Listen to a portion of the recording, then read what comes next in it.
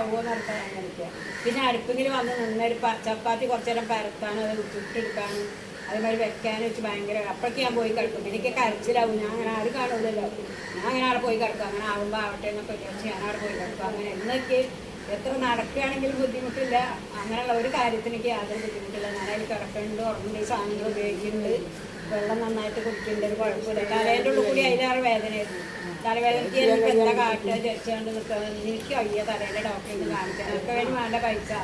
അവയ്ക്ക് ആവില അയച്ചുന്ന ഒരു ബലാഹടാതി എണ്ണ ആയുർവേദ ഡോക്ടർ പറഞ്ഞിട്ട് അതെന്നെ തേച്ച് തരും. കാരണം ആദ്യമൊക്കെ തേക്കുമ്പോൾ തലക്കൊരു തണുപ്പ് കുറേശ്ശെ തോന്നിയത്. പിന്നെ തണുപ്പൊന്നുമില്ല, വെറുതെ തേക്കുക.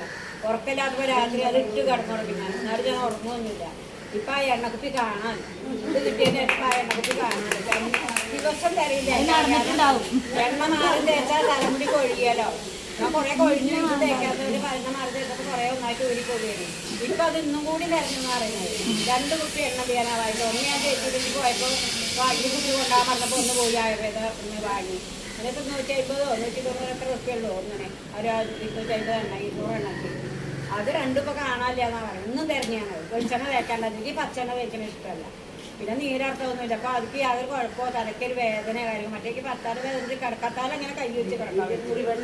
അത്ര ബുദ്ധിമുട്ടേ.